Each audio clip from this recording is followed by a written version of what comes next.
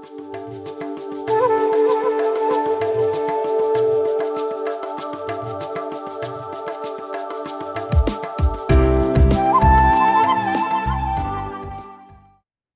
Claudia. We're back at Shakti Talks. Here we are. Long time no see. Really good to see you again.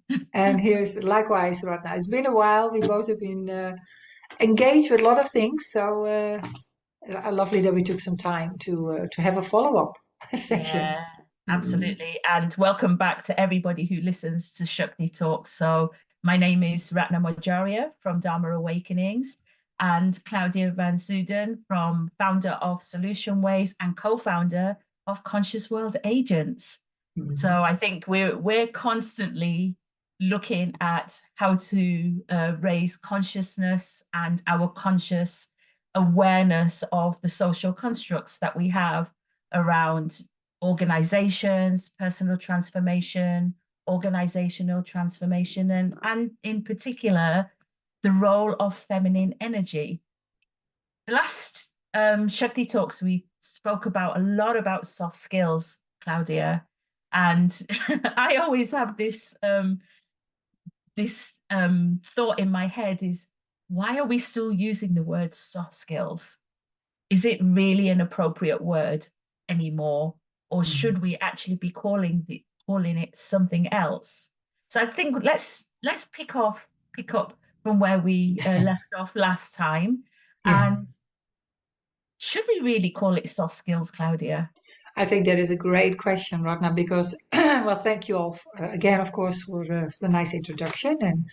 And I really feel that's a great topic to discuss and to, yeah, dissect a little, I suppose, just because, like you say, it's something there could be a bias towards when we call things feminine or masculine or soft skills, hard skills, and yeah, perhaps we can look at the idea that soft skills are perhaps sometimes hard skills, which we've also said. But hard could also have a negative connotation as well as soft. Mm. So, yeah, I think it is time to review which wording we will use. And also, we can look at what we did the last time. What does it mean? Mm. But also what we discussed earlier. What is the energy that it brings with it? Yeah. Mm. And it is about, when I think about soft skills and how I've used soft skills in the leadership roles that I've had and how I've grown as a leader myself, I really needed those soft skills to actually take people with me somewhere. Yeah. Because while we have the hard skills of meeting deadlines, putting processes in place, we actually have to take people with us, which is really for me about interpersonal human connection and people trusting me, which means I have to make sure I create a space of good energy Mhm. also. And equally, I feed off that energy as well to help Yeah. me with Yeah. growing my skills in that process. So I guess for me, it's more interpersonal and human connection skills Mhm. to make something grow and expand. Yeah, beautifully said. And what I also find interesting when we then perhaps look at our CVs, for example, Mm, they never we never mention our soft skills in our CVs.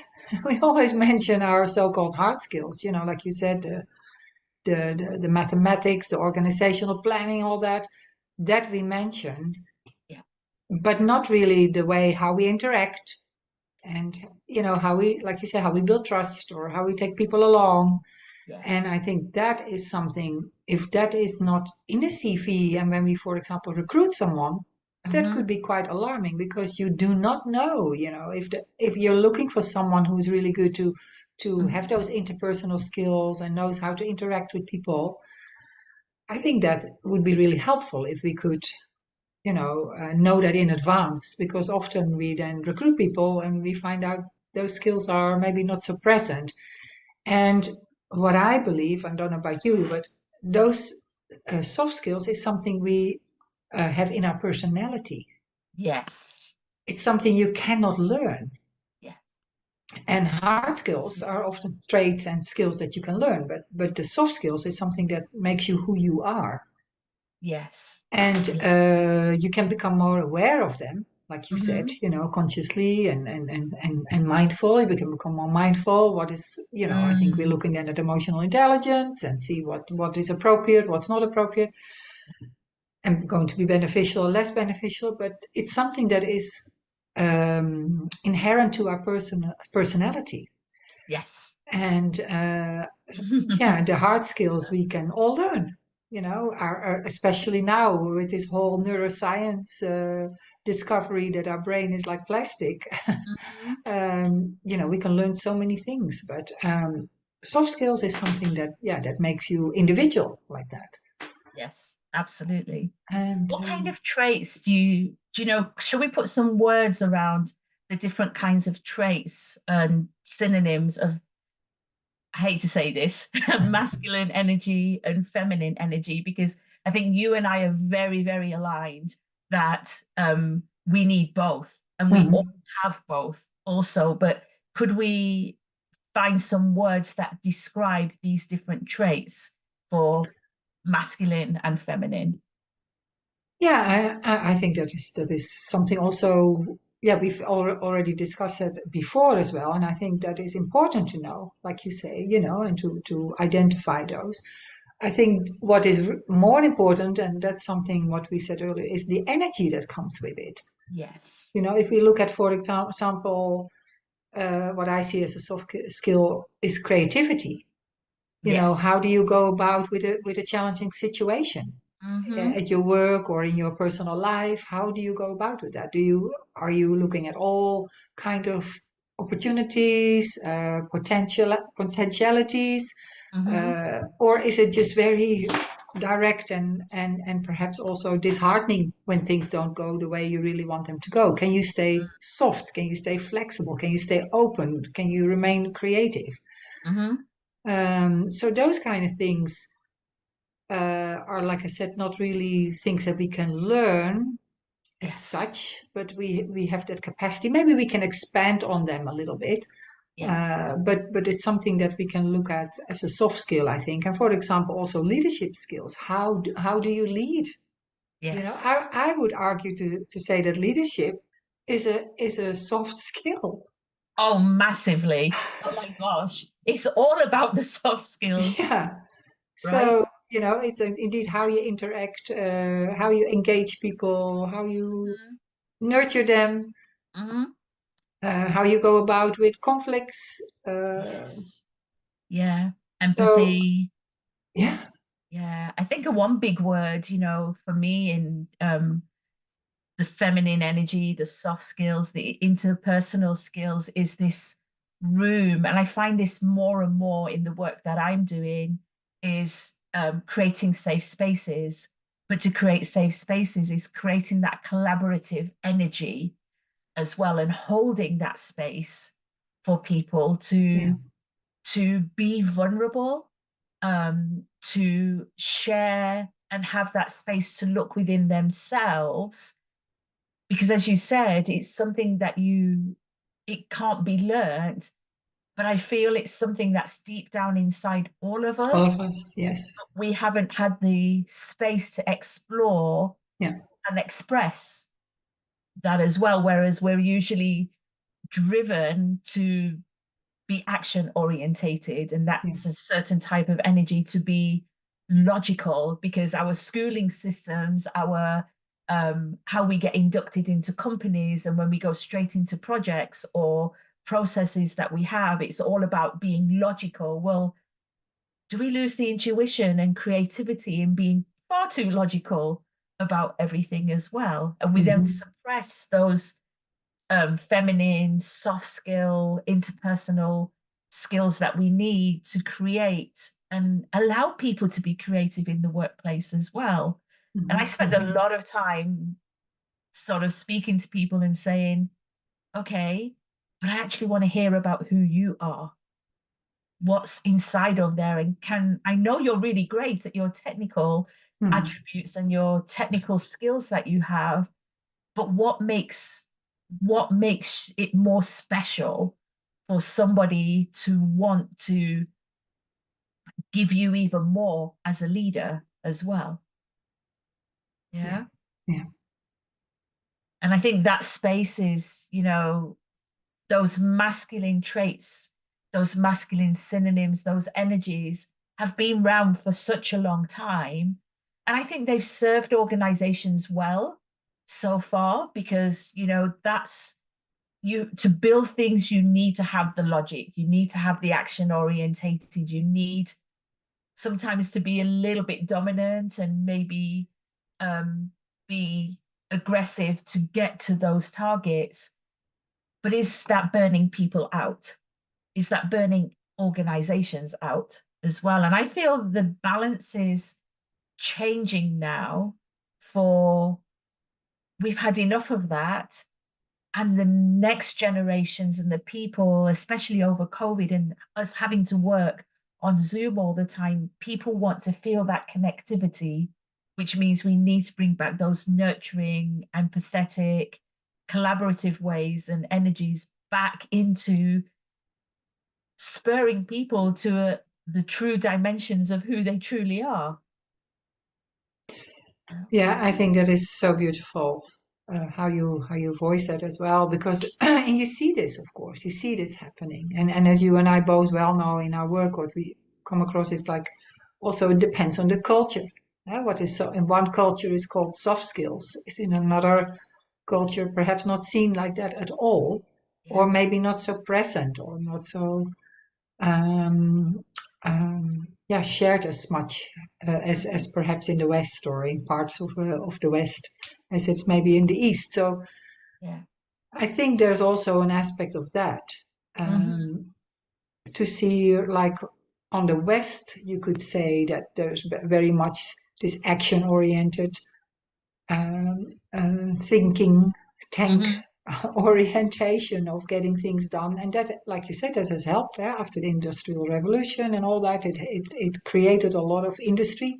Yeah. It was also then expected from, I suppose, us to Yeah. behave like that in your personal life. You had to achieve, and you had to get a job, and you had to get a house, and you had to this and that. And also that you see completely changing with the younger generations. So Yeah. there is also that aspect is changing in even in the Western culture. Mm. That the I would say the soft skills are knocking on the door saying, yeah, but hold on a minute, hold on a minute, it's not only about that anymore. And we discussed earlier like the yin and yang symbol that we see in cultures, or Yeah. in your culture the Shakti and the Shiva, the male and the feminine energies, Mm-hmm. that it needs to be in balance within ourselves as well. And we see the younger generation saying, well, actually, it's been too long out of balance. Yes. I don't want that anymore. It's about me, more about my purpose. It is more about what makes me feel good. Yeah. And the well-being factor is being Yes. brought in organizations and more in people's personal lives as well. They're really checking up, like, I'm out of balance here. My work-life balance is not correct, or Mm-hmm. people are, I think, encouraged to set boundaries more. Yeah. That's all new, and I think even in different cultures, we see a difference, of course, with that as well. Like some people in the East are less eager to share what they really need. They look more in the collective, and in the West we see it's more about me, myself, and I. And it's different Yeah. that way, but you still see in both directions. And what I hear from my colleagues, and that that is a new way of being, that we all become more aware of our, maybe we were been focusing too much on, as we call them, the masculine traits of how we should be successful in life. Well, Yeah. Yeah. for me, success is nothing to do with that. It's also admitting when things go wrong, and not being upset about that. It's this whole learning process that we go through life on personal level, and at our work. So Yeah. I think we need to redefine those two phrases, like you said in the beginning. Yeah. Like, well, how can we call it? How can we call certain traits? We call them masculine and qualities, not masculine. Yeah, what can I say? Something that has to do with a man. No, we have them both. I have the Yeah. masculine, like you said. You have the masculine. You have the feminine. Excuse me. But um, I'm curious right now. What would be another word that you would rather use if we would redefine it? You know, the word, I've said it before, interpersonal. Mhm. You know, I think interpersonal skills actually also helps organizations to define what's expected of a leader. But I Mhm. see it two ways: interpersonal, as in your interpersonal skills with the people that you're talking to, as well as your own interpersonal skills. Because I love what you said before, Claudia. You know, you have to dig deep to be vulnerable enough to share those you have to get personal with yourself to understand how to truly lead people. And that doesn't just mean about having a big job where you are a leader of a big organization, but just leading your family, leading someone on a day when you find someone that you connect with and you see someone not in a good place or something, you know, just to say those words, you have to go to those very um, personal personal traits that you have as a human being. Mhm. Can you be empathetic? Can you be compassionate? Can Am I vulnerable enough to be emotional about this situation? You said before, if something goes wrong and I fail, there's a lot of emotions that go along with that. Can I Mhm. be in touch with that more emotional energy? And I really believe it's about the interpersonal skills that we have, because just by using the word personal, I think brings a totally different dimension to truly what it means to Mhm. be in connection with people as well. Mhm. And let's bring and celebrate that it's all about energy and it's all about connection and it's all about relationship, Mhm. because the basic human need is for people to have relationship.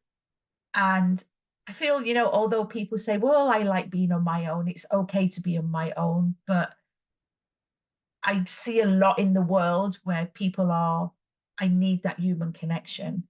I want to be with people. So many people who I've seen, well, I actually love working at home, but it's so nice to get out and just see people Mhm. again and connect with people again also. So I feel it needs to be something on the interpersonal, which is looking interpersonal within your organizations, but also interpersonal to ourselves Mhm. as Mhm. well.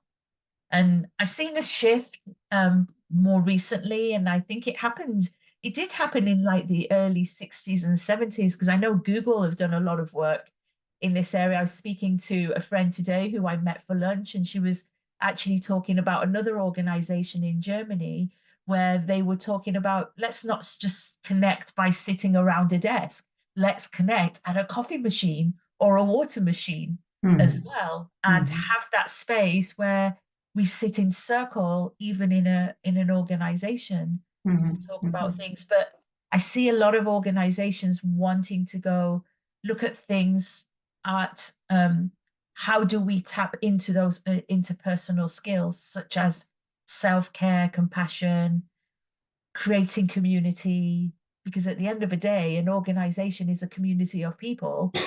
How do we collaborate as well with each other? So, do we need to make time to care for ourselves? Do we encourage people on the well-being to listen internally to each other? Meditation, I feel, is becoming a big thing in a lot of organizations, and Mhm. in Mhm. personal time for people to say, I need to set time aside to listen to other people. But before I can listen to other people, I need to find that space in myself to make space for other people as well. Yeah. Yeah. Yeah. So yeah, I feel it is changing, and slowly we can now actually have conversations where we say, so what kind of skills do we actually need to be good human beings? Because I feel every human being in one moment in their life is leading somebody to a better place. Mm-hmm. Mm-hmm. Yeah. Yeah. Yeah. So are you seeing that as well, Claudia, with the work that you're doing, that people are becoming a lot more receptive to bringing this into the workplace as well as just doing this outside of work as well? Totally, totally. And you see in meetings, people that start with a breathing exercise first, and it's like, what, what's going on? But it's like centering, keeping Yeah, the mind, getting the mind focused. And I think that is another so-called soft skill, to keep attention on something and be adaptable. So yeah, having a few breaths before you do something really helps as well. yeah, So yeah, I see that happening as well. That yeah, people are, starting to apply these techniques that are more like from a stance of being rather than doing. And then that yes, brings that balance because you're doing the whole day. So they start to recognize the value of this beingness as well because it centers us. It changes the heartbeat, it changes the focus, it helps us to remain focused on whatever we need to do or what we want to do, whether that's pursuing our dream or yeah, hitting a deadline, So those two things need focus. So yeah. yeah, I think that's really important. And being adaptable as well, I think that is a big one. I think especially nowadays, adaptability is really, Yeah, really, really crucial because, yeah, oh gosh, everything goes at such a fast pace yeah, now. yeah, I mean, if we talk about just what's going on in the world, the speed of how technology is moving, yeah, but also, the challenges that organizations have with the economic situation in the world as well, and the competition between all the countries, and the digitalization of everything is speed, speed, speed. mm. And we on the other side going I feel people are really saying, I actually want to slow down as well, you know. Yeah. This is what you hear a lot. Yeah, Mm, this is what you hear definitely. a lot. Yeah, Yeah. And I just want to, close off because I think there was a post that you did recently where, you talked about the breath and, really you mentioned that already. And let's go back to the feminine energy. The feminine energy, if we go back to the basic human need of being safe, we usually ask people, what do you need? And I think in your post, you actually said, you know, taking that breath to ask yourself, what do you need? yeah, Is there anything that's draining your energy? What do I feel called to do as well? yeah, I love that post because it was that reminder of that basic need is neither masculine nor so feminine. true. It's a human need, because when we can be compassionate to ourselves, which is something I've had to learn a lot as well. Yeah, yeah, What do I need? We actually start thinking about asking other people, what do you need? mhm. Because that's what's needed from those interpersonal skills. And I really love that post because it was a really nice reminder um, to say, you know what, some days it just doesn't happen like that. And Mhm. even myself, have to just go, I need to take a breath and ask myself what I need. And have I gone into that energy of action orientated and busyness and becoming very, very logical, and it's actually draining me out. Yeah, Um, yeah, and how you described that post, I thought was really spoke to that energy that we all need as a human being, whether we are physically a male or a female. Yeah. Yeah, and to recognize that. And I think going back to one also saying about setting your boundaries then, because that's what we hear a lot. People have to learn to set the boundaries, but I would suggest to look at it differently. Someone shared it with me as well, and I thought it was so brilliant. It's like asking yourself the question instead of saying, "Oh, well, this is my boundary," saying, "This is actually what I need." Mm. And that already is such a different energy. Yeah. If It you calms if you everything share. down Yeah, massively. Just you saying it out loud. yeah. It's like, Because when you say this is my boundary, I just need to set my boundary, you create something between. There is no yes, interaction like that. It has almost something like you build a wall between you and the other. But if you say this is what I need, you still hold the connection. yes, yeah. And I think that is something like what you said, being vulnerable, but also being authentic, Mm. in that.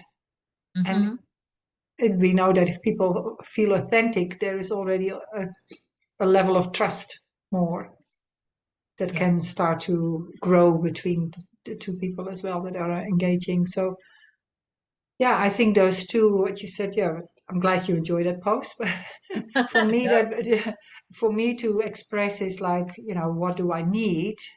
And then not in a greedy way, but this is really helpful for me right now, and in that so I can stay aligned with who I am and what I need to do in the world. This is what I need right now. And I think when you do that, people are also much more inclined to help you with that. yes, yeah, So, oh, okay, you need that. What can I then do to help you with that? Well, just give me some space or give me an hour and then I'll give you that whatever we need to be done or finished today. Or, yeah, people are more willing than if you say, hold on a minute, this is my boundary. The people go like, whoa, whoa, whoa, whoa, what's going on? It's yeah, completely different. yeah. So, That's amazing because by how you just described that, that's that indirect connectivity and compassion that actually starts igniting in the other person without them knowing it. yeah, and showing some self-compassion as well. So, Yes. Yeah. Yeah. So yeah. I love the fact that we've been able to go, they're not soft skills, they're just energy types that we need to actually look after us, the people that we love, the people that we want to look after, the people Yeah, that we want to lead. And that way, slowly but surely, I think we make these skills more obvious to why they are so important. And they've always been important. It's nothing new. They've yeah. always been important, but now we're talking more about it. Hmm, hmm. The, you Yeah, know, to Maslow's triangle of the basic human needs. basic human needs, so true. And so beautifully, Leah, how you said it, that they're interpersonal Mm, skills, and it is another thing I find is that they cannot be like documented, yes. Mm, but they do leave an impression. yes. Yeah. So I think there's also very a lot of strength in that. Yeah. I'd love to pick that topic up with you in our next talk about leaving impressions because it's just something's just come to me. I have many people who say to me about wanting to leave a legacy. Oh And yeah, oh what the thought nice. I just had in my head was, is it legacy or is it really impressions? Mm, That's a nice. really, I would love to explore that with you. Yeah, I would love Yeah, that too. Yeah, yeah, beautiful. because that's what it's the footprint we want to leave in the universe, actually. Let's see what comes on our path for that one. Yes, I love it. exactly, exactly. So Brilliant. thank you so much, Claudia. You too, Ratna. I absolutely love connecting with you. Yeah, I love our Shakti talks, and I think Yes, it's a great topic to explore and to expand and to experience ourselves as well. And I think this is it. We speak from experience, yes, and that is something. Yeah, It's always beautiful to share if it can help others. So I believe what we've shared today may it benefit all and may it ripple out in the world far and wide. Yep. And I really appreciate your time and your wisdom and for us coming together, and we can share it again with Yeah, those who same want for to me. listen And I to just it. want to say, I want to say thank you to anybody who listens to our Shakti Talks as well. Yeah. And, we'd love to hear from people on this topic because, we know there's many like-minded people Yeah. who have experiences and want to share with us. And if they want to find out more about what we do, then, they can contact us our via the YouTube. They can leave a little note beneath and just either message us directly. Yeah. We're both on LinkedIn as Yeah. well, and on Instagram and Facebook. So, please feel free to reach out to us. And if you want to come and collaborate with us as well, because it's about collaboration, it's Sure. more than welcome to do that with many people. Wonderful. Wonderful, Ratna. Okay, well, Lovely. thank you so much. Thank And you so much. here's to the next one. Here's to the next one. Thanks, Claudia. Thank you, Ratna. Take care. Bye bye. Bye.